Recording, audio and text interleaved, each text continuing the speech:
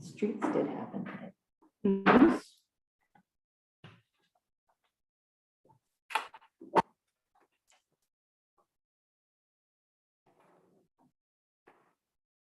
Last minute is always painful because we have such a prompt public audience and council. We have a couple online. Yep. All right. Hi, Ron. He's frozen. Oh, there we go.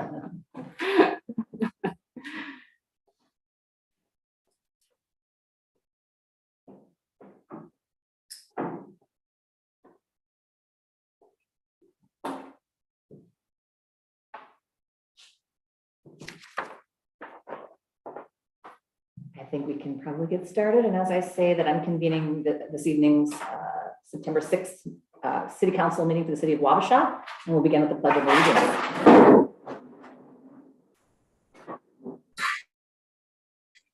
Allegiance to the flag of the United States of America, to the republic for which it stands, one nation, under God, indivisible, with liberty and justice for all.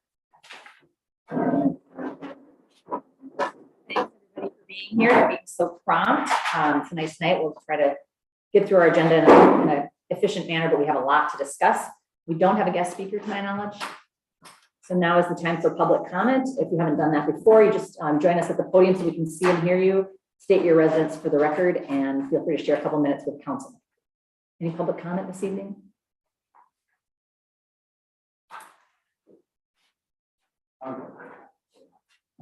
Mhm. Good. Yeah, please join us. Yeah. Hi, my name is Sean Finnegan, and I represent Jan Fuller and the Fuller Agreement issue that's on the agenda. And a few comments I just wanted to make the council aware of in this agreement as you consider the resolution there, is that Jan's enjoyed the use of the back of the property there. And if you look at the amended proposed space, I just wanted to point out that she is giving up square footage as to what she has been typically enjoyed. And that when doing so in the agreements or in the discussions that we've had, is also allowed more green space to be kept in the back than is what currently is there or was there. And so with that, I just ask that you schedule that direction towards her. Thanks, Sean. And just Sean, I apologize, just to let you know, this is to tee up the item, so to speak. We still need to work out the final agreement, which will be approved in October. Yeah, but thank you for coming. And you can decide tonight, Sean, based on your availability, if you want to stick with us. We can always, council can always invite you to comment further if they have questions. If you want to do that, you sure can. Otherwise, as Caroline mentioned, this isn't where we take final action. So totally understand if you can't be here. Any other public comment?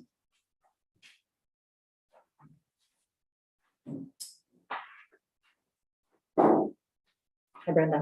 Hello, my name is Brenda Pierce, 136 Bridge Avenue, and I want to continue to encourage the council to work on the equalization of all the lodging and the laws and things that you've been adding to the books.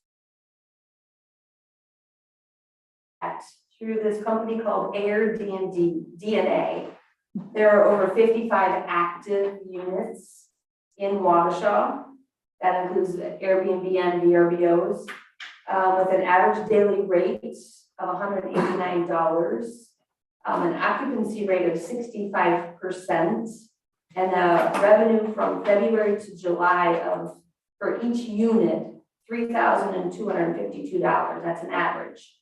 So if you added that all up, times it by the 3% lodging tax, that right there itself is $15,360.80 that the city could be collecting on behalf of the Convention and Visitors Bureau, which I have personally asked twice, and I'm going to ask it publicly that Caroline and the council help the CDB, because it appears that there's been no transparency or obligation for them to provide information that I've requested for 7 years of where my particular money's been spent.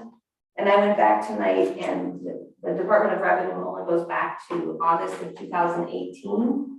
And to date, including the check that'll be written out for this month, I have paid in to the Convention and Visitors Bureau and the 5% that goes to the city, $14,994 personally myself. That is a lot of money. That's coming from my guests, my hard work, my paying for and marketing Wabasha, not just my facility, but Wabasha and the other businesses. So I'd like to ask publicly that the Chamber and the Convention and Visitors Bureau be more accountable to requests and hopefully provide the amount of money that's been collected. If we don't have 55 active people paying, but also where have we spent that money? How has that money been spent? Because it's supposed to be spent on marketing visitors to stay overnight. That's why there is a lodging tax. So I highly recommend that you continue to work towards this because that's a huge chunk of change that will continue to help promote Wabasha in general. So with that said, I just ask that you keep up the work and help me help the Chamber and the CDB be more accountable to where that money is being spent. Because to date, they can't provide me that information. Courtney has reached out to me this morning and he says he's still working on it, but I think it's just a punch of a button to know where it's been spent. So thank you. Thanks so much. Any other public comment?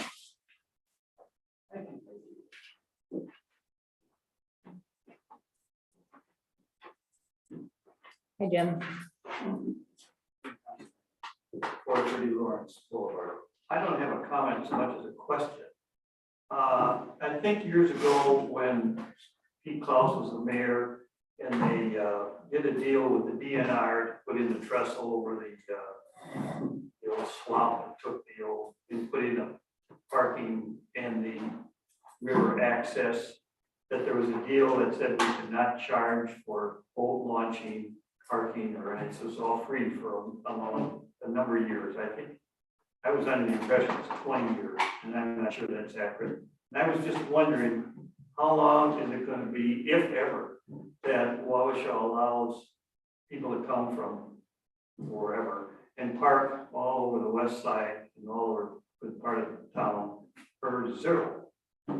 And I would point out that it cost me to go to an events game at the Twins quite a bit. It cost to go to the Mayo Clinic quite a bit, and it costs almost anywhere you go to park. And I'm just wondering how long, if anybody knows what the deal was that we signed with the DNR to give free access to the boat launches and parking in Wabasha. It's just a question more so than a Right. complaint. Both a factual question and a rhetorical one. So I don't know if anybody has that intellect or has that institutional memory, but we can certainly look into it. Anybody recall the?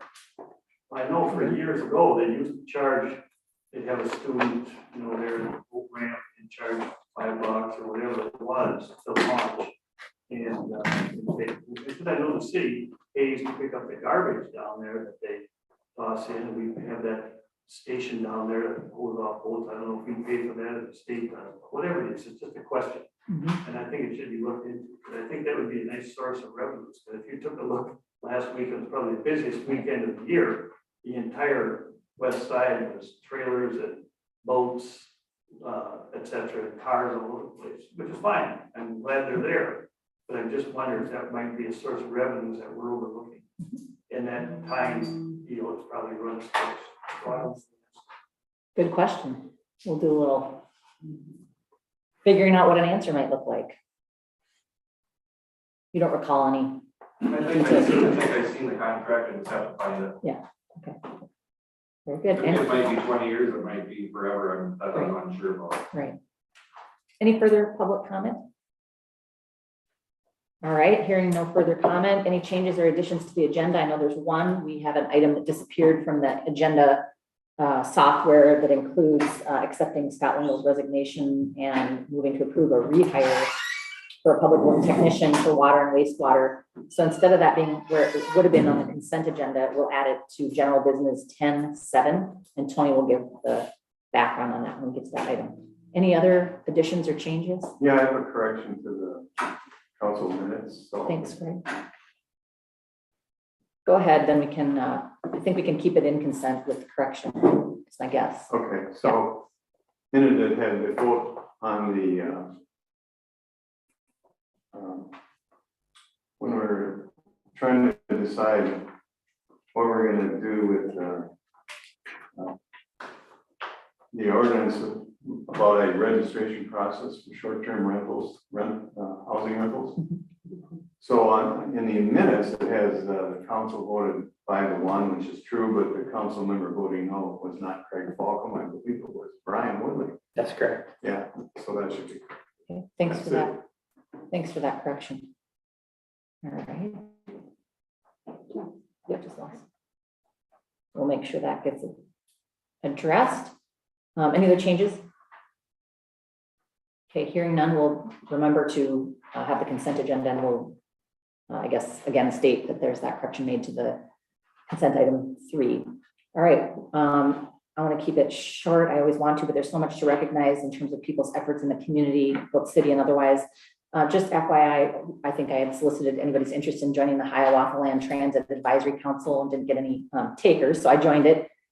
Interesting to see the statistics city by city. Really significant to me from a demographic standpoint is the usership in Wabasha proper, not the county, but the city of Wabasha, was way more disabled individuals using it than in other cities. And I asked if that was where that comes from. I was under the impression that a lot of the ridership or a lot of transit for Great River Homes folks is actually conducted with private vehicles and staff. So I was wondering if there was another reason, DAC or otherwise. And their answer was it's a variety of things, but there's just a lot of disabled individuals using that service for any number of errands or visits to family or work or whatever. So that was just a standout for us. And I'll learn more. On that advisory council with me are other members of city staff, like Plainview City Administrator, as well as Mike Wabi, who is also on the DAC board. So he said that's known to him that there's a lot of usership there too. So just nice to join that group.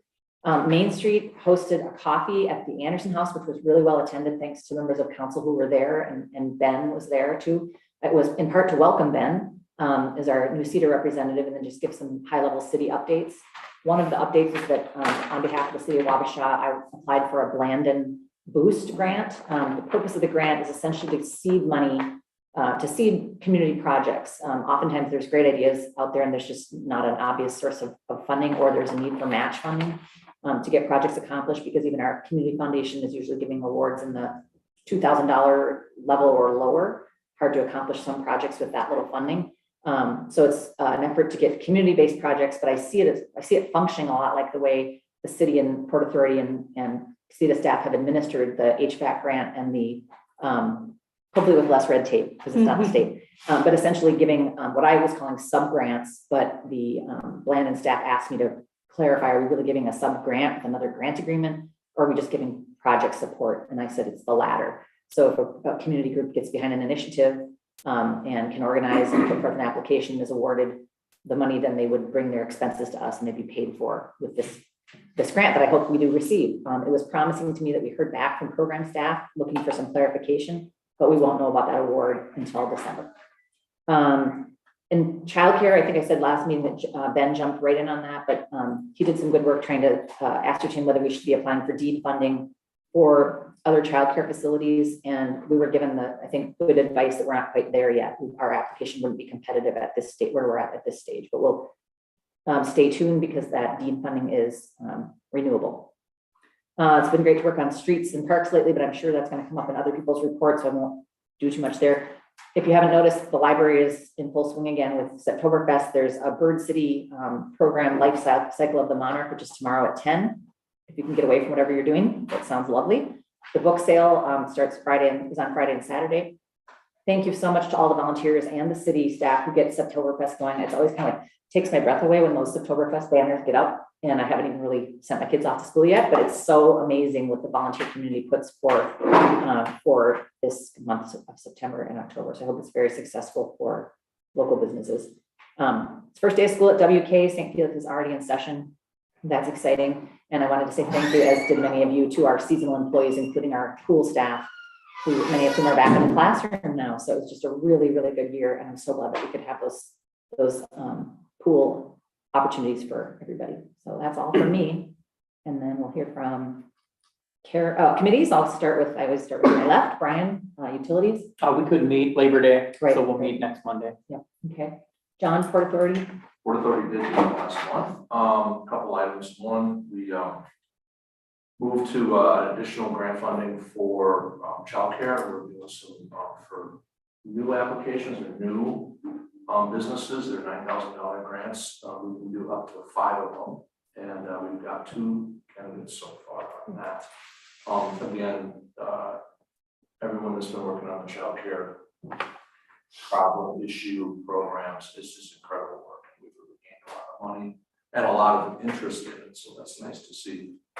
2 new childcare programs in town. It's nice to see. Feasibly might have more coming down the pipeline. I don't know of any or not. Just have a thumbs up, so that's good.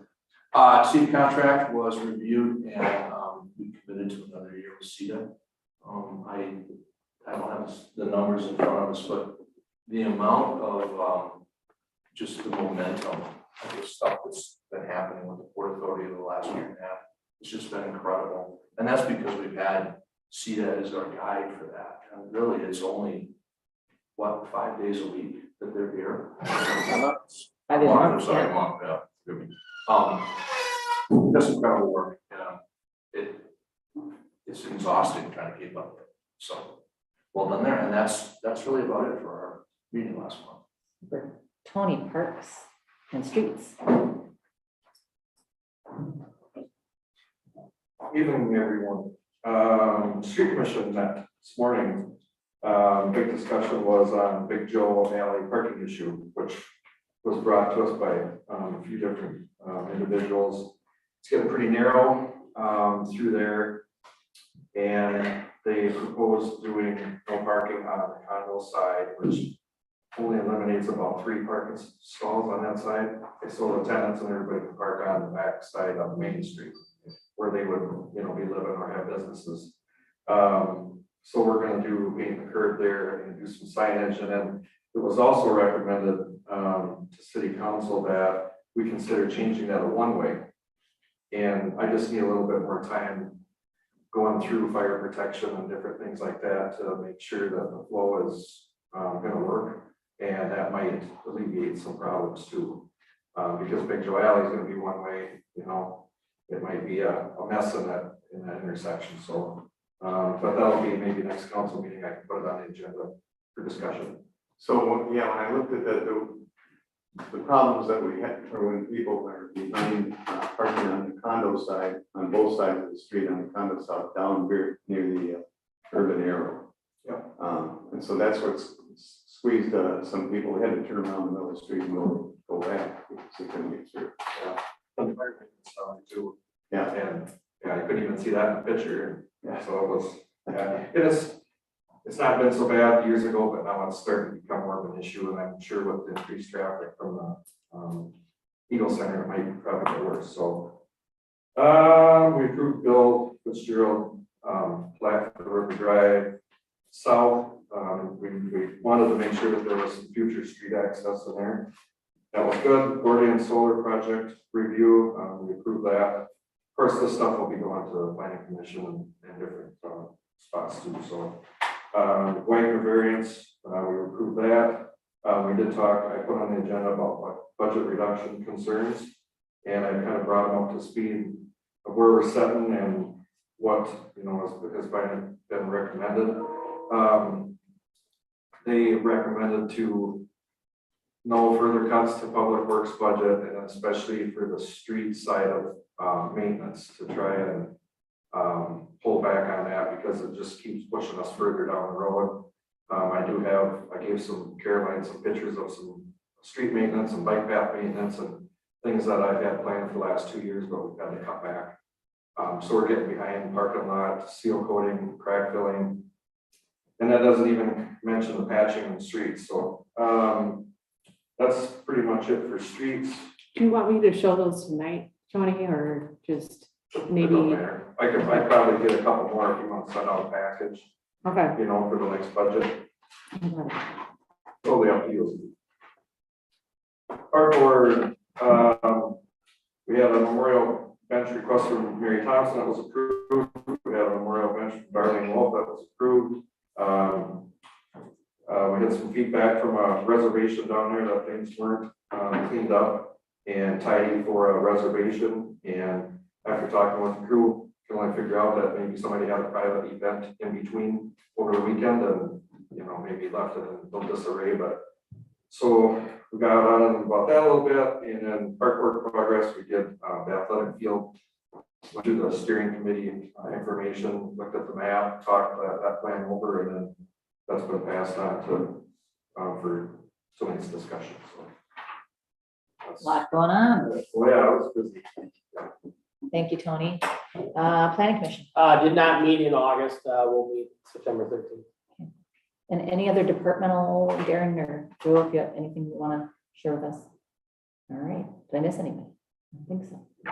Okay, so with that, our administrator's report, which of course is well written and we've all read it, but any highlights for us? Officer Ben Swanson, do you want to just do a quick announcement about his 9-year anniversary? Sure.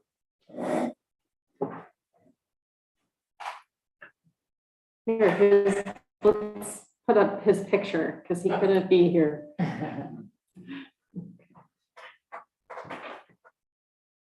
Go ahead, Joe. It might.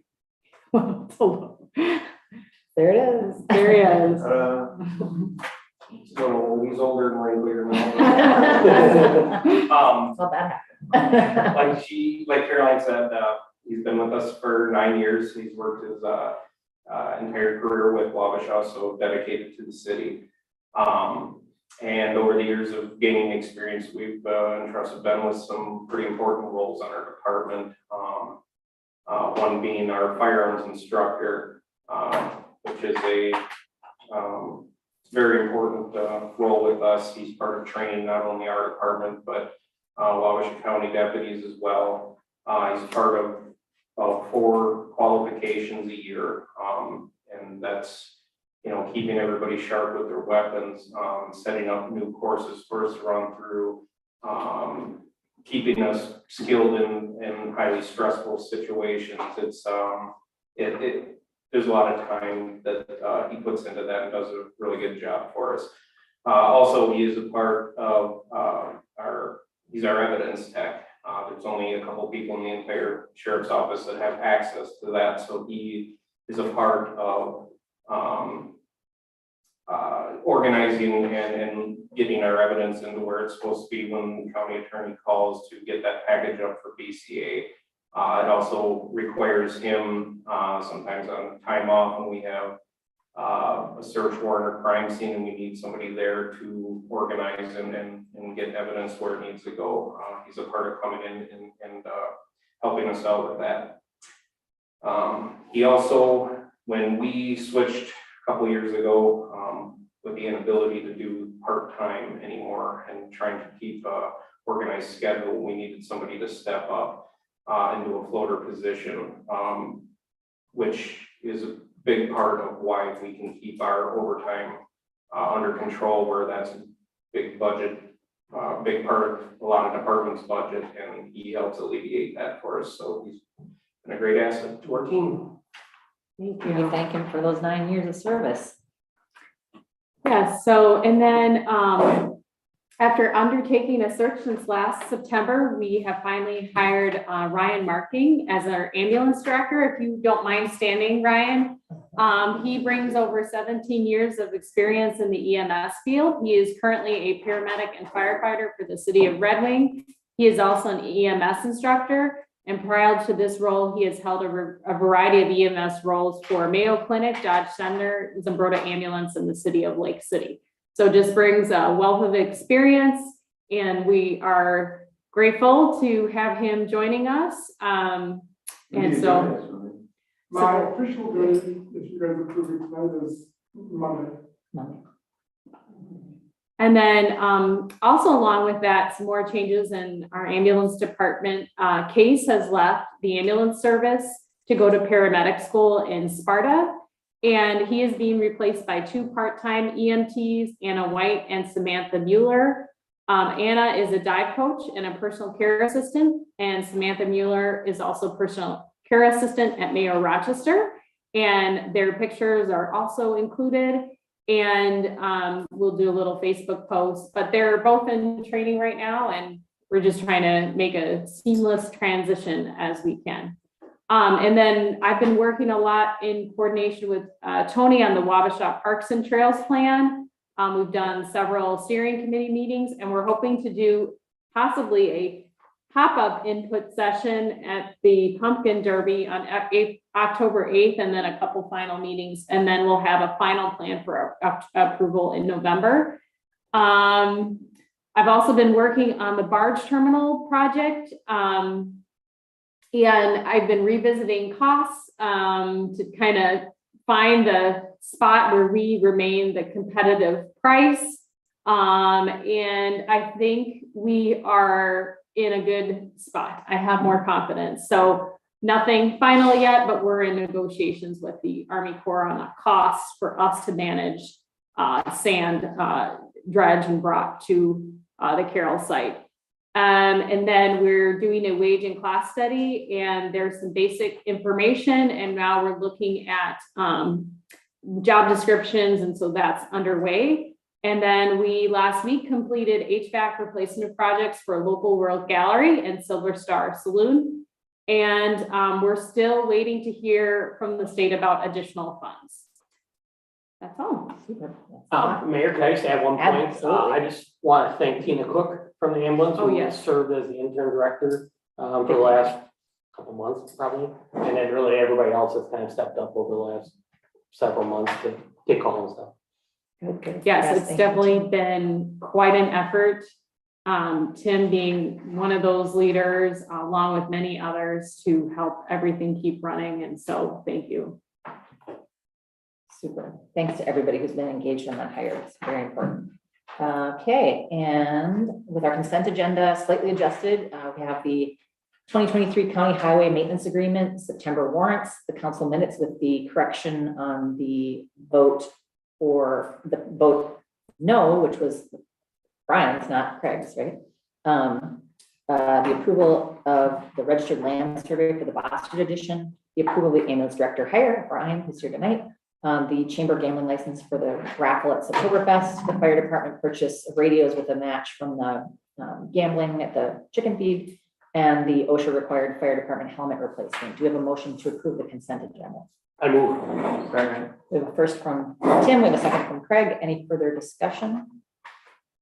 All those in favor say aye. Aye. Opposed, same sign. Thank you. And now our public hearing is not happening. So a preview about that for anybody who is here for the item on the streets. Up to, why can't I see it right here? Item 10, general business 10.3. We have to reschedule that here. Caroline will explain that.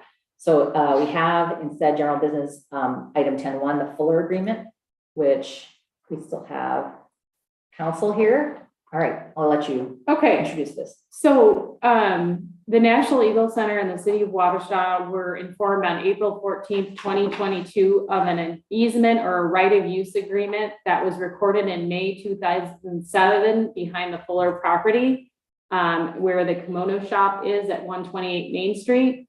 Janet Fuller hired attorney Finnegan to represent her in this case. The original easement or right of use agreement that was recorded guaranteed her 3 parking spots and a place to put her dumpster. And then we were presented in this information, and the improvements to Big Joe Alley were underway, which would have eliminated all of her parking areas, eliminated the place to place her dumpster, made it more inconvenient. And so we have been meeting and in the process of negotiations. Initially, we had indicated that we would be willing to provide 1 parking space per council approval that would not run with the land. So for example, if she sold her property, it would then go away. So they have countered with the desire to have 2 parking spaces, making the argument that originally they had 3. And they want it to run with the land so that they can guarantee parking for a future buyer of that property. And so at this point, we are under finalizations of that agreement. So you have a photo of the compromise included here, but not the actual legal agreement, because I think we're still refining that with Attorney Mike Flaherty's help. But these are the, so we've already, I think a question made up, because this project is underway, to make this proposal feasible, we have already kind of made some adjustments to the plan, but there's going to be 2 stalls here and here designated as private parking and a curb cut for the dumpster. But this will take away parking from people wanting to go to the Eagle Center. And I received questions on how this was originally signed, and to be perfectly honest, no one was aware that that was in place. Otherwise, I think we would have made new plans. And we are aware that there were other agreements signed, but those buildings are now owned by the Eagle Center. And so, you know, staff had to work with the Eagle Center to kind of make decisions, but our attorney validated the agreement while saying that it is extremely unusual to have this kind of agreement. Normally, you would just vacate an alley, and you know, so, but that it was a valid agreement. And so the options are to have staff continue to work to finalize and bring an agreement for approval in October. We could do some sort of counter offer that he could take to them and sort of pause the process. Or we could have our attorney do some more research as to the legality of the original agreement.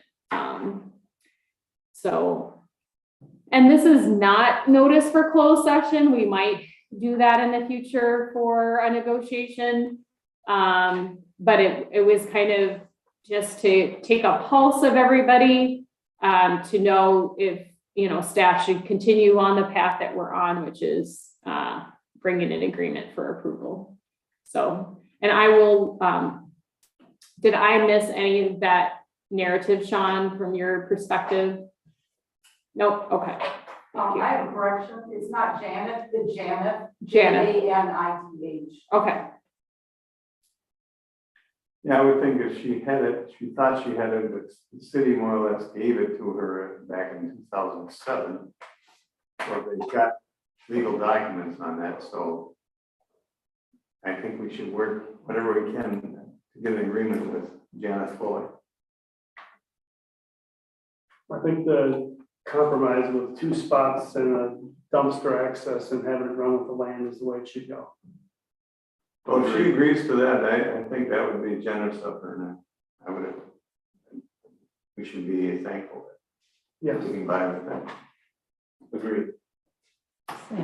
Anybody have any questions about how it's diagrammed? I was curious about handicap parking. This is not eliminating what would otherwise be a public spot. Those are on the other side. There's a lot going on when you zoom in on this, but everybody reading the plan? Is that helpful direction? Yeah. To move forward. Okay. I don't like the whole idea of the original agreement. I don't know where it came from. I like that we looked at too. I just can't imagine that a counselor or whoever agrees to that. And I just have a sour flavor in my mouth with this whole thing. I was trying to imagine the origination of it, and probably Jan could probably tell us, you know, that whole part had that agreement, it sounds like. I don't know, but even with our agreement, she would still have parking in the back. And I went back and looked at the 2012 Google Maps in the alleyway there. There was never a dumpster in the garbage can. From what I saw, correctly, I have to understand, Fuller's didn't. So I'd be opposed to it, personally. I don't think there's much we can do about it, honestly, with that agreement in place. They could just let the agreement ride and keep their 3 spots, so. Were you on council when that I don't think it went will. through? You must have been on a break.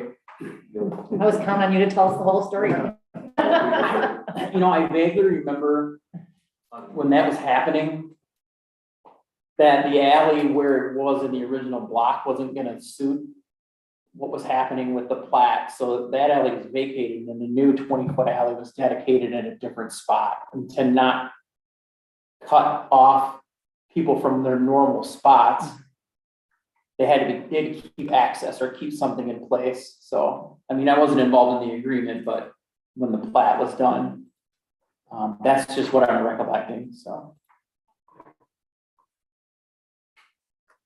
I wouldn't be so opposed to it if it was,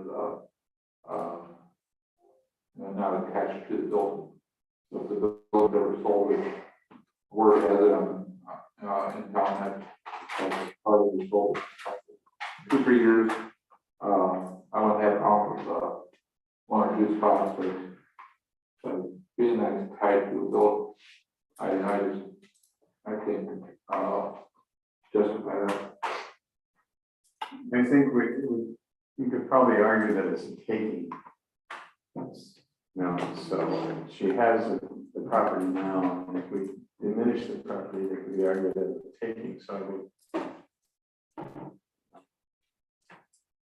going with 2 lots, I think is a good compromise. Any other suggestions or comments that you want staff to take back to the attorneys? We're not asking Mike to. No, I think further the legality. we'll proceed and, because it seems like there's a majority in favor of proceeding, so. Okay. Thanks for everybody's work on that. Okay, back.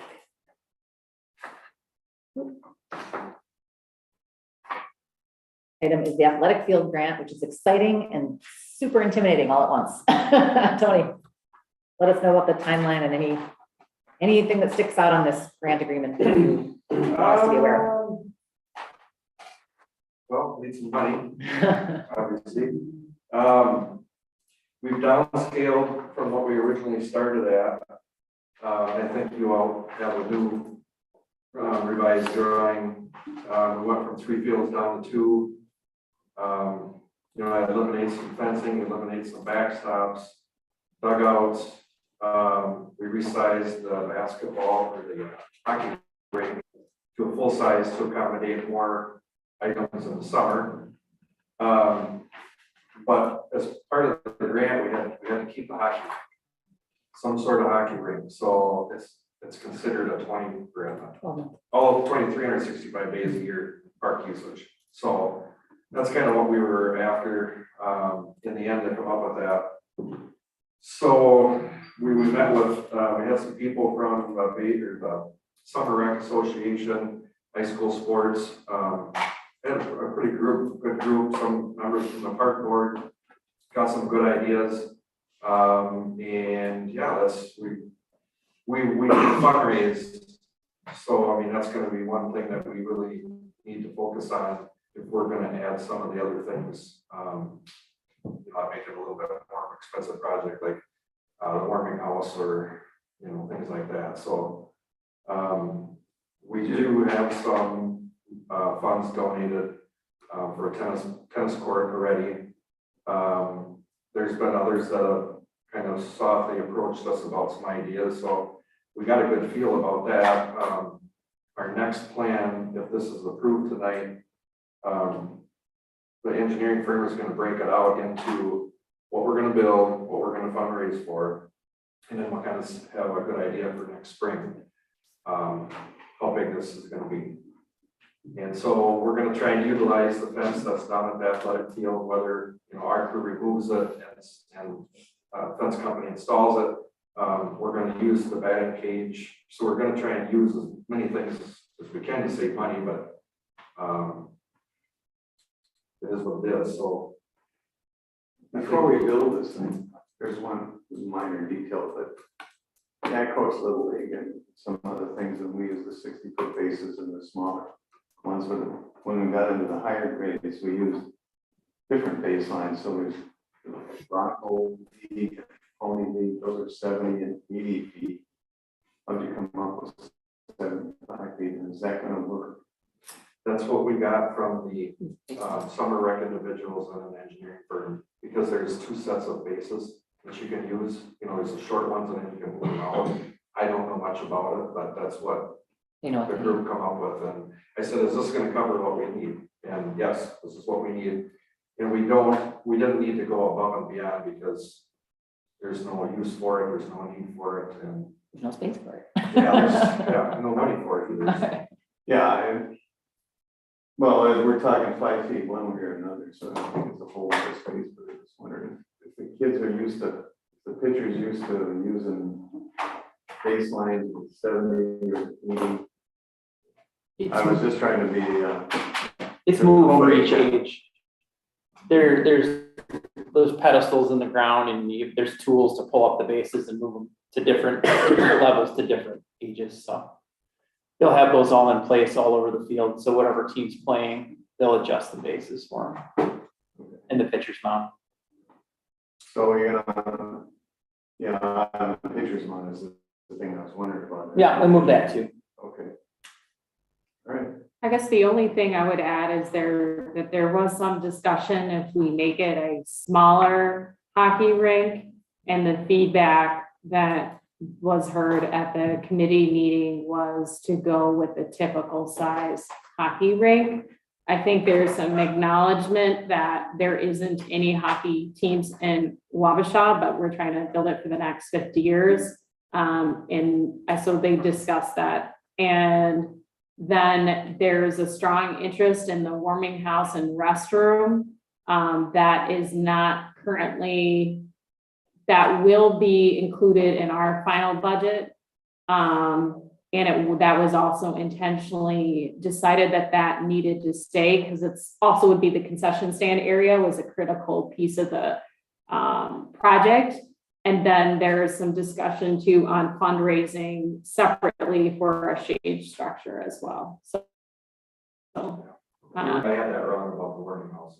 I had that in this for donation in my head. But Me too. It's in the plan that doesn't go with the grant, it's with our finance. Yeah. So they made some cost savings in other areas so that the warming house and restroom would be guaranteed to be, and concessions, I should say, should be guaranteed included, because as it was noted, you just can't have a hockey rink without a place to put on the ice skates, et cetera. So We got it down to the bare minimum to get the grant. That's basically where we're sitting with the 1.25. Is there any lower or anything we take out, it's not doable anymore. Is there a time frame on that grant? Yeah, that's next year. How do you feel about that time frame from I a, think finish up in 2024 with a punch list. If there's Mhm. small items left, so next year is gonna be So no, it's, insane. we are gearing up for a busy year.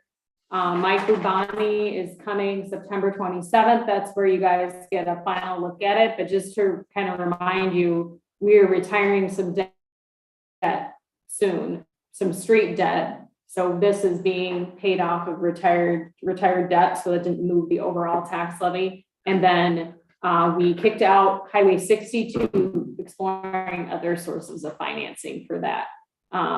Whereas that was planned to be covered by debt. So it is going to require some approvals of borrowing to do the project. And yeah, so, and then it has to start next year. Bolton and Mank is preparing to working on this as well, and guiding that process. So, yep, it will be, has to be completed next year. So. For 2024? that's to start next year? I think it's in June or July 2024, we have to be done with final Okay. samples. Thank you. Yeah. Well, majority of it, yeah, 98% of it next year. Yeah. And early spring of 2024 in case there is any last minute. There will be. Yeah.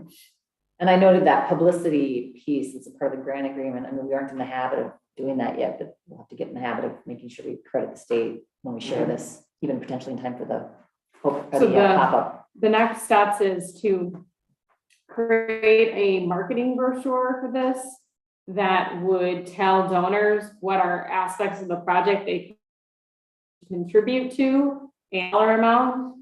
And we've talked about, getting, even trying to find a way for people to make small donations towards the project, but. GoFundMe, I mean, we got a lot of places, to reach out to, like the Duffing Foundation, the Treasure Island, Quick Trip. There's a lot of places that we kind of want to get going on for submittals because it's that time of the year. Yeah. And we've talked about potential naming rights if the donation was large enough. So, our next steps would be another steering committee meeting and kind of dividing up tasks for who's gonna contact who, so. Are we going to approve the athletic field grant? Right? That's the item for our action. You have a motion, Craig? I'll make a motion. I'll second it. We have a motion from Craig and a second from John. Any further discussion? All right. Thanks for all the work that everybody's been doing. Thanks for your leadership, Tony, and everybody who participated. Just beginning, I think. All right. All those in favor say aye. Aye. Opposed, same sign. Good. All right. Rescheduling the improvement hearing for the 2023 street utility project. Caroline. Yeah, do you want to just read what Wendy? Yes, okay, There, sorry. yeah. So this is the due process that we have to be very always clearly following. So the purpose of the item is to reschedule the hearing, which was to be tonight. The improvement hearing was originally scheduled for this evening, and due to an unforeseen issue meeting the publication requirements, the hearing has to be rescheduled for October 4th. The official notice should be published and mailed. So our action is to cancel the hearing for tonight, adopt an attached updated resolution setting the new date for the public hearing for October 4th. I move to accept October 4th. Second, we have a motion from Tim and a second from Brian. Any further discussion?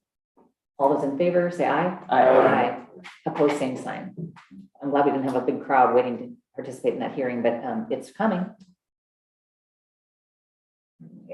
And the designation of an ad hoc group to, approving the 2023 preliminary budget levy and call for public hearing on December 6th for that item.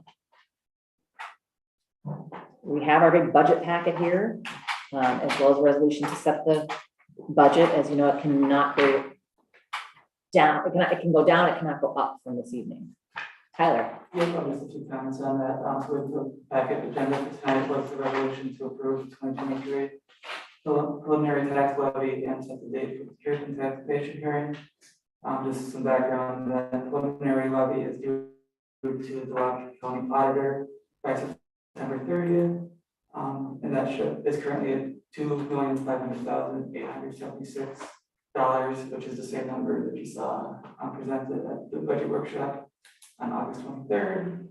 It's a 15.7% levy increase from 2021 to 2022 to 2023 as it stands. Just so everyone knows, it's just a ceiling. It can go down from there. It just can't go any higher. We'll continue discussing the budget until the taxation on December 6th. Any questions on that? Also, I presented council earlier today with the packet. I'm just showing that if we put some American Rescue Plan funds into the 2023 budget, how that affects the levy in both 2023 and in 2024. Obviously, putting in ARPA money reduces it in 23, but then reconfigures 2024 where we're starting at a higher baseline going forward there. So, if there's any questions on that, let me know. Yeah, just asked Tyler to put this together. It's the sheet of paper in front of you, and for you in the audience, it's just a sheet of paper. But essentially, I was going through the numbers. We have approximately $60,000 available in ARPA revenue. And so, and that is now a permitted use to just offset the regular operating budget. But just the concern is that when it goes away next year, we'll be back kind of to where we're at this year. So that's a little bit of the story why we're at 15.7% this year because we put a lot into the operating budget last year. So we're in a cycle and we just kind of wanted to point that out of as we use. And then prior to that, we've used tipping into our reserves to fund a short-term kind of solution to keep the levy down. And so, Essentially, we're gonna Yeah. run out of short-term solutions to solve a long-term budget. yep, and those were, again, our budget trends everywhere are higher this year, as I've been talking to my colleagues, just due to inflation. So I just have that because I think one of the direction that we received is put all the ARPA that we have available into bringing down the budget this year. And I just want to make everybody aware that then it goes away next year, and just the implications of then where do we start, just knowing what we know. So in 2024, we've already negotiated our 3% COLA with the police union. So then we typically do that for all staff, 2%. And then we're just assuming health insurance will keep going up astronomically. So those are the insurance, no changes other than what we know towards 2024. I think we have to make some effort to increase revenue as much as we can. So we don't have a whole lot of revenue, but with grants, we do have a lot of revenue that can be acquired. So I think we need to try and pursue the grants that are available as much as we can, and also increase the revenues that we do have. So it's very difficult to cut. I recognize that. And we don't want to cut employees. We don't want to cut salaries. We want to leave, I want to leave those as is. But I would like to see 15.7% come down. And previously we talked about a limit of 10%, and that would be $100,000 a cut. So that's possible. I say, and you were going to say, the last thing I heard you say, Carolyn, you're going to work on that. And I know it's going to take a lot of work, and I appreciate that. And I just encourage you to keep on working on it. I think with the way the economy is going, 10% is still a large cut, but it's still a large jump for. Yeah, I guess part of my solution to getting to the 100 was using 60,000 of ARPA revenue. And I don't want to do that without making council aware of what that does in 2024, so that I don't look silly. A year from now. You know, so, yeah. Which is what we've been doing. With what we've been doing. But We've I been think doing it's- it many years. But I think it's important that we try to level these increases. If we gotta have increases, we don't want, 1 year 16% and next year 5%. Right. I mean, if we have a 12.9 this year, that still stinks, but next year's is 7.8, at least the increases are, smoothed out a little bit, which is a little bit more palatable to people, I think, than big jumps. And that's been Mike's advice to us all along. Yeah, I would agree with Jeff and Craig. I think the revenue, I think we have between the ambulance and see how we get more out of that recovered. And, short-term rentals, I mean, there's a number of, obviously we can increase fees, but that's only gonna be so much, so how do we get revenue from the places we can get revenue from, right? But I agree with Jeff, the less massive fluctuation, the better to me. So, I mean, I'm anything under 10 is what I would shoot for, but. And we also, I communicated with you about local sales and use tax. I mean, so many communities, Lanesboro has it, and, you can use that to fund the park relocation. I think they pretty much limited to 0.5%. Which would What did bring we it- learn from the league folks? They came to visit in Lake City, and you and I were the ones there, and they were working on that for cities. I mean, obviously, the sales and use tax is still a tax, so, it's a composite of tax that residents and property owners pay that really matters at the end of the day. But But that would at least, that affects tourists coming into town, these so-called 100,000 coming into the Eagle Center. Anything they buy, or any ticket they buy to the Eagle Center, they'd be paying a sales tax that would go to the city. You know, it's a little bit here, a little bit there, The city actually did that years ago, and it has to go to the state legislature. but, right, it has to go up to the And that legislature. got approved up there, get back to the city, The city has to vote on it too. the city, decided not to put it to a vote. And why that was, I have no idea. Well, if memory serves, it had more to do with the fact that in as much as that we would tax our transient people, we would also tax ourselves. And that would include things like car sales, construction materials from interstate, that kind of thing. And that suddenly made, as well as other large ticket items that we buy here in the community, so that made that somewhat, that our those local Disincentivizing. employers less competitive in the larger market. So, I think that's sort of why, another 5% at that time was it was like 1%. Was it 1%? Yeah, 25%, sorry. And we could revisit it again. I mean, literally, if you look at the list of it's on the revenue, and the Minnesota revenue side of the cities that have these, it's a huge list. Yeah, There's and probably hundreds of cities. I think when we looked at it, Lanesboro had it. Lanesboro has it. Well, Rochester has it. Rochester had it, Rochester. and Minneapolis had it.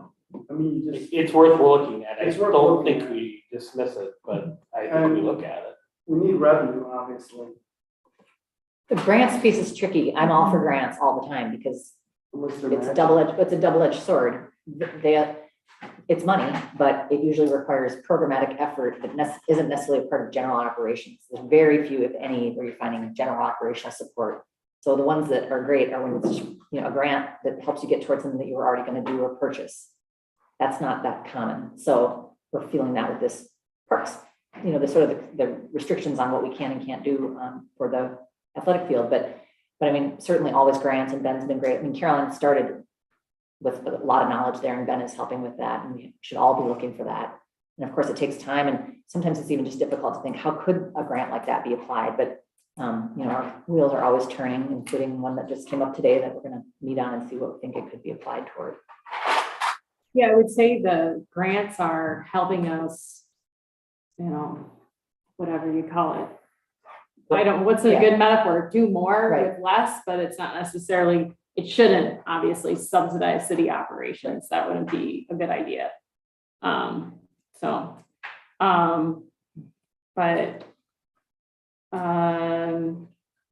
Just kind of looking at this numbers 2023 to 2024 as their direction to put our eggs all in one basket, go for a more conservative number, or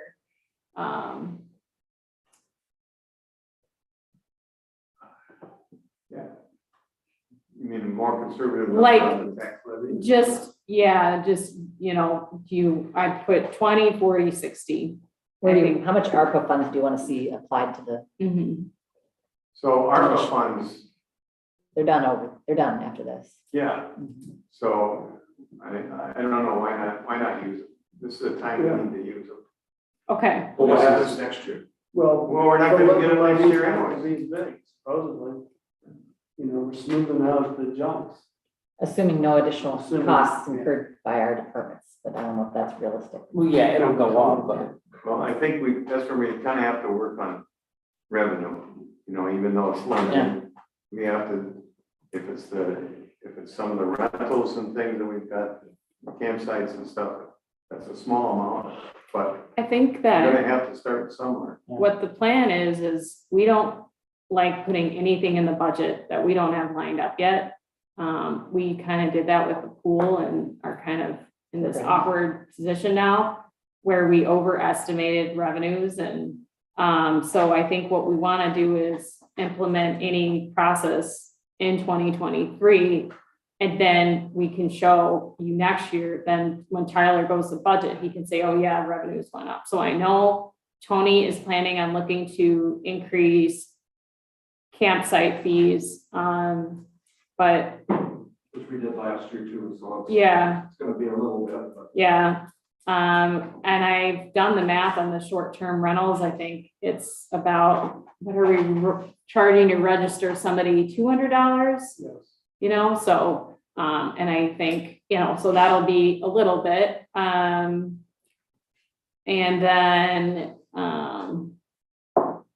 then we're gonna try to go talk to the townships, but I know we're at their mercy if they want to help fund our ambulance or not.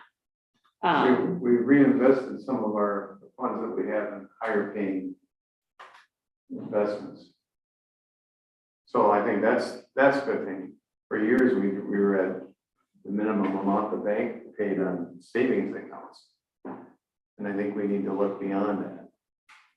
I don't think those investments are gonna keep pace with inflation, period, that we're looking at. But the investments that were identified in, with one of the pieces of paper I saw was that they're significantly higher than the standard savings account, which for years is where the city put their money. Yeah, with that, this $60,000 is worth more now than it's ever gonna be worth again. Yeah. So we might as well use it while it's at its peak value and take a Okay. stab at that. I just had one question about the market rate adjustment at 3%. So we got our wage and step system that we go by. So the 2% COLA, the 2% step increase, but the market adjustments, we're just assuming that Yes. as a result of the wage And and that's class, which we where don't have yet. Personnel committee and you all will get a final look at that. Yeah. Yep, So that could be less. -10. The idea is that's the most it could be, but no, it won't be -10, sadly. -10.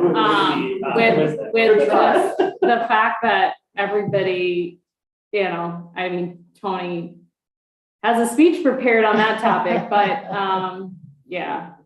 So we are definitely, at this point, can say losing employees to higher salaries in other fields with what the market is. Yeah, but at some point you gotta say we're Wabasha, not Rochester, you know, Mhm. losing people. I think people are finding their jobs right here in Wabasha, aren't they, Tony? I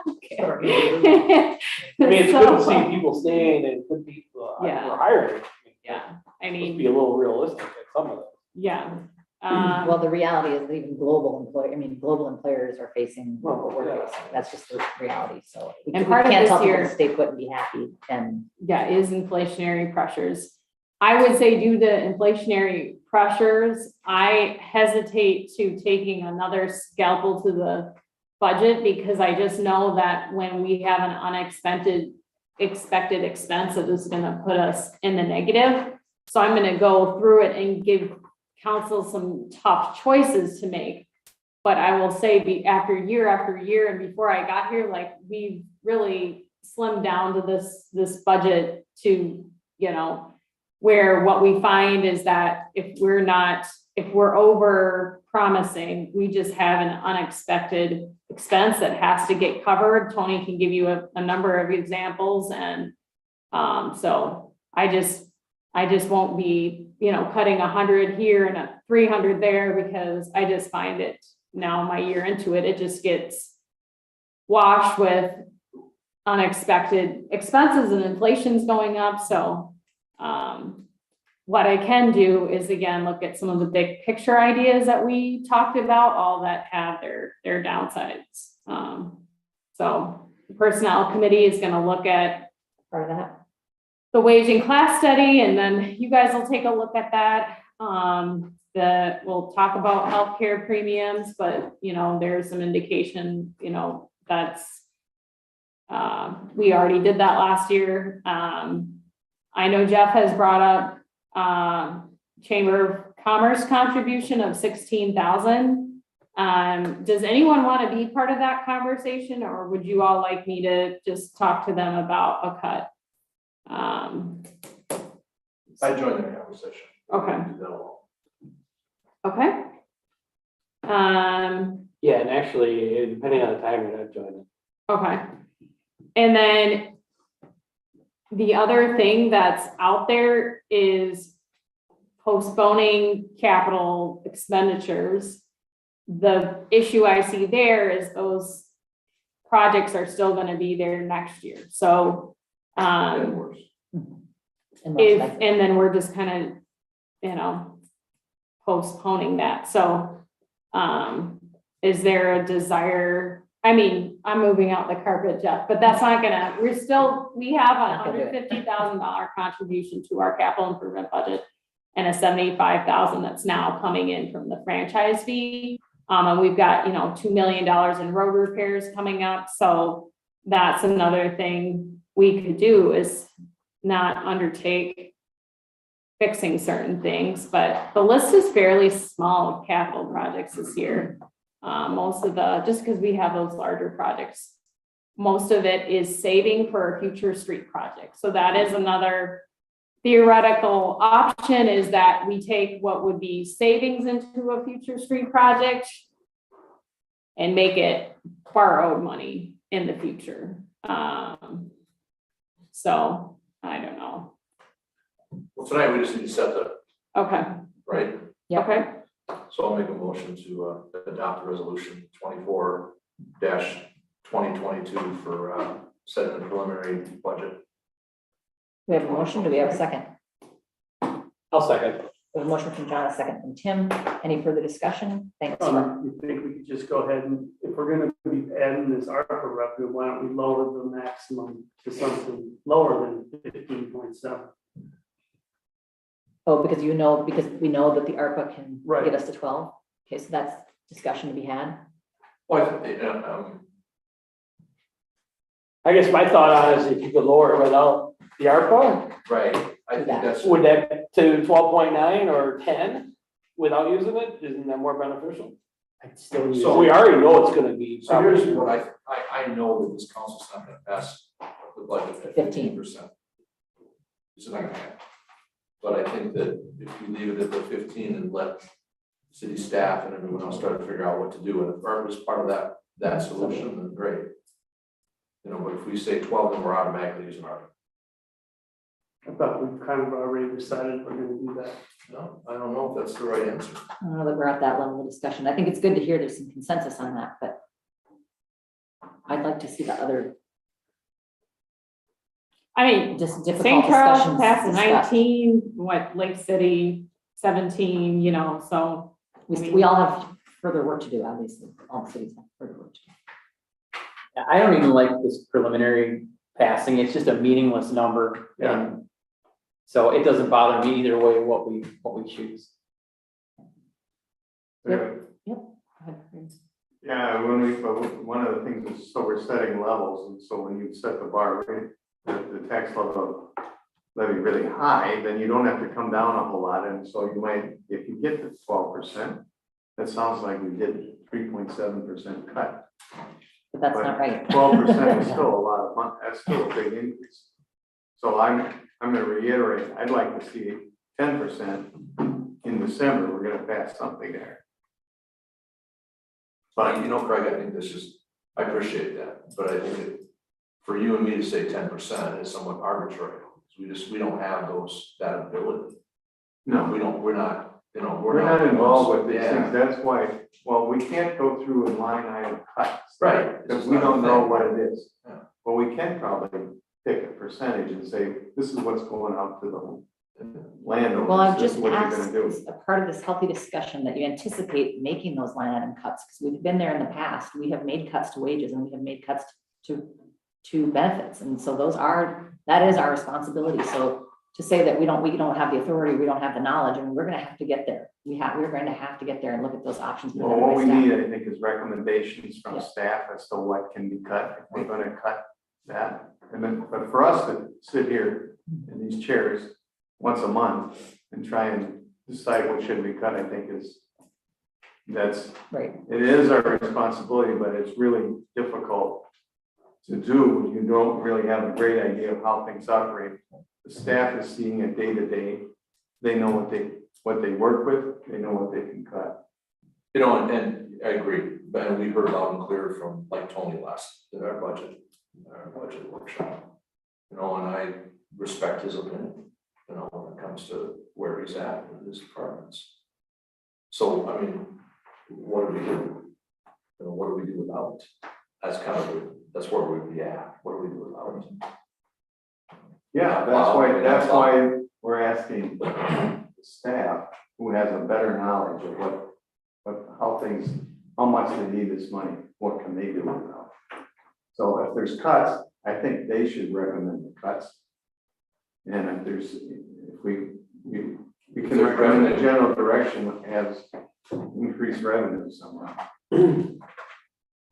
Well, like I said, I'm not making the decision to say it, so I mean, like I said, I will give you options, but It will be our decision. you know, I'm not gonna say cut staff healthcare premiums. No, I no, mean, we're not that's saying an no. option out there, but That's you know, I'm inflammatory gonna law not language. say, Tony, don't, you know, fix this trail that needs to get filled in. I mean, I'll show you what the impact is. Those are options that Tony is preparing. Here's a photo of what I plan to use the funds for. I So, think that's a real important thing, though. Yeah. If we're gonna propose cuts, we need to be able to show what we're really losing, you know, because that has to be communicated to the public too, to get buy-in. Do they want to cut? I mean, someone said, well, shut the pool down, you know, that's not gonna happen, but I mean, that would be a big impact on people if you shut down the pool, but you'd also save $90,000 of revenue. Right, so the public needs to understand what the effect of the cuts are on them. So if we use the ARPA funds of 60,000, that leaves us, to get down to $100,000 of cuts, that leaves us 40,000, and we have to find something. That would bring us to close to 10%. So I'll respond to that and maybe a couple questions, but so that's well and good for this year. So that gets us down to, 11% or 12% this year, but we don't have anything to use for next year. So then is it gonna go like this next year? Well, but according to this, we've smoothed, by using ARPA funds, we've smoothed out the potential increase for next year, so that's. Well, that's, That's a super simple assumption, though. I mean, Yeah. Well, there's not a lot of factors in that. But at least you have an idea. You know, we have no idea otherwise what's happening next year. yeah, I guess the point is that it's at least 7.8, but At least 7. Isn't there some that retire next year? we've got it lined up with the vote, we just took a vote for this, that is replacing the retired debt, so. Every time we retired, we'd already planned to roll it into a new. As a part of a larger financial plan. All right, we have a motion and a second. We've had some great discussion. You can call the question or not, or I can just call for a vote. All right. So with that, we'll call for a vote on the motion to approve the resolution before us, which has the initial levy at 15% with much further discussion to be had. All those in favor say aye. Aye. Anybody opposed, say same sign. Aye. So we have one, that's Jeff. And that is great. Okay, so thank you. Really, truly, this discussion is really important. And that this, even simple demonstrations like this is very helpful in considering these options. So now, thank you, Tyler. For further discussion on our budget, we're gonna need a little bit of deeper dive on these personnel items related to budget. Let's see, I can't remember what outline you gave us. Just 2 to 3 council members who are willing to take a closer look at some of these items, make some, examine some of the assumptions, take a look at the market wage study and the provision of mental health services through the EAP, as well as everybody's healthcare premiums. I certainly would be willing to do that, but I welcome anybody who wants to get involved. I'm not gonna, I'll do it if needed, but do we have anybody else who's interested in helping with that? I'd join. I would too. Super. Okay, so John, Jeff, and myself, pending schedule availability. Okay, and we Anybody have else? an urgent matter ahead of us, so it'll be sometime this month. Okay, sounds good. All right, do we need to have a vote on that? We're just willing parties. Okay, we're just willing parties. All right, sounds good. And then we have our resolution urging Governor Walz to declare a special session to pass a bonding bill. I don't know how much leverage this has, but it was urged. I can't remember if it was the Coalition of Greater Minnesota Cities, I think. I haven't been to one of their meetings in a long time, but they're very good about teeing up information like this that can help us to be legislatively advocate citizens on our behalf of our constituencies, so thanks for Yeah. putting this together. And this is just kind of also mindful of the difficult budget decisions in part is because we're not getting more shared revenue from the state of Minnesota. So in theory, state income taxes are collected and then part of it might be used to support local government. So we keep property taxes down while still maintaining the roads, but that increase over time has not kept up with inflation, not even close. So that's why we're faced with these difficult numbers. So it asks a special session to be called to consider additional local aid. The other very disappointing news that we received is that the state of Minnesota gets a federal grant and has to provide 20% match. And then that provides low interest loans to the city. So we were planning for our street project next year to utilize a low interest loan. Due to no bonding bill, we are now looking at having to increase water rates to pay an additional $70,000 per year from what we originally had assumed. And so that's because the state legislature this year didn't approve the necessary match through bonding that was needed to leverage the $40 million in federal funds. Very, very disappointing. And then we did not get our Highway 60 project or barge terminal project moved forward due to no vote on a bonding bill. So this calls upon the state legislature to do a special session and to include those items. And then the goal is to send these in writing and in letters to the individuals listed there. And so what we are being told is we are proceeding with our street project and just keeping our fingers crossed for a miracle of the legislature. But I think this will be useful for them to get an example of a real project in their district that's looking at asking citizens to pay more because legislative action didn't happen at the state level. And thanks to Caroline and everybody else who made this as explicit and specific as it is. I'll move to approve the resolution. Thank you, Tim. 2022. Great. We have a motion from Tim. We have a second from Jeff. Any further discussion? Just say one thing that, there's a $9 billion surplus at the state level and they have all failed to pass this bonding and all this stuff. And LGA has been short for years now. And so I just would like everyone to really pay attention when you're going to vote, not just for city council, but every level up, because it all affects everything we're doing here. Thank you for that. Any further discussion? All those in favor of this resolution, say aye. Aye. Opposed, same sign. Thank you. And then that's it, I think, right? 10-7. 10-7, thank you. 10-7, as you might recall, is that the agenda software dropped an item related to Scott Lingel's resignation. Tony's gonna talk to us about that. Okay, Scott Wiggle turned in his resignation on 8/22 or 8/23/22. So today was his last day of 2 weeks, and so he's gone. But we need to approve or accept his resignation. Probably do that in a motion first, and We'll do then that. talk about rehire. What happens if we don't accept his resignation? Doesn't show up. All right, can I entertain a motion to? I'll move. Okay, thanks, Tim. Second. We have a second from Craig to accept Scott Lingel's resignation, though we're not happy to see him go. All those in favor say aye. Aye. Opposed, same sign. Okay. So moving on to the next part of that, obviously we need to rehire. And to put this in perspective, the same thing almost happened this morning with another employee. And I can't really say any more than that, but. So Carol and I are trying to work out a plan of not rotating everybody out to the sewer plant. It sounds like, that, of course, that's not a fun job. Work with that anyway, so we're hoping that might alleviate the situation, and then there would be a full-time person out there with Pat, because Pat's by himself, and we're rotating people out there. We're getting new people in. I can't even, get on the train for 2 or 3 years to know what's going on out there. Pat can't leave on vacation, it's constant. It's kind of like what you were dealing with years ago.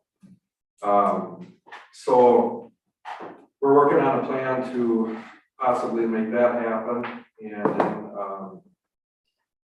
we're gonna work with the other individual. We got some more work to do with the personnel committee.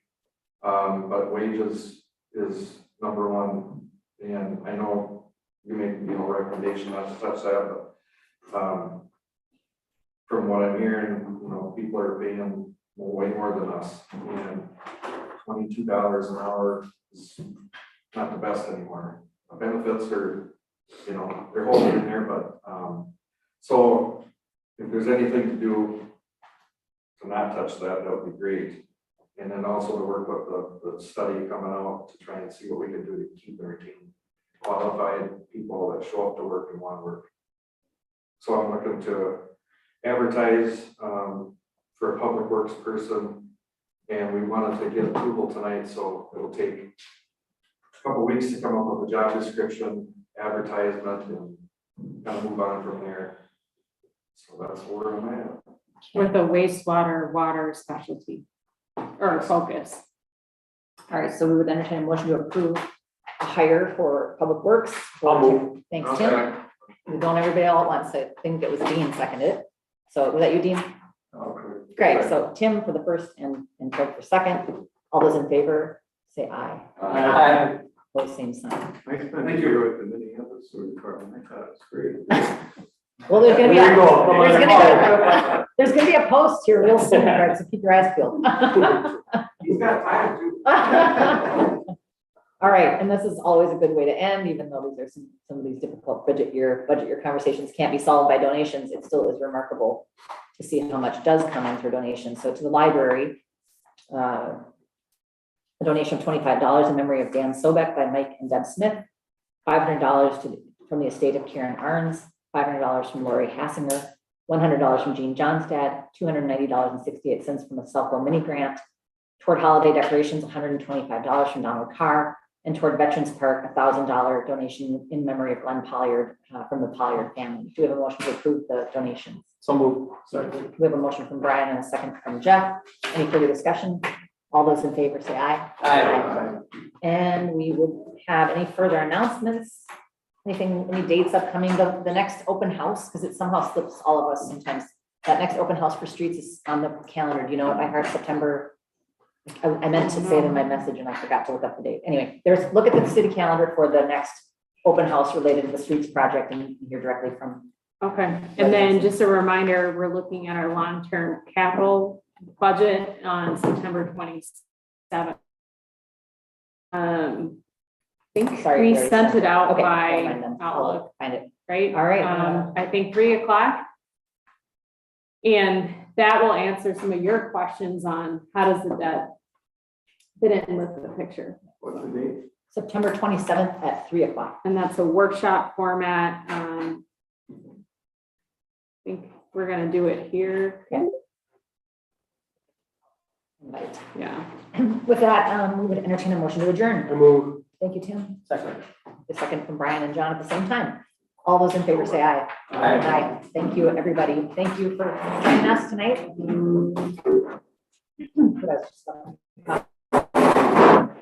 Thanks, Brian.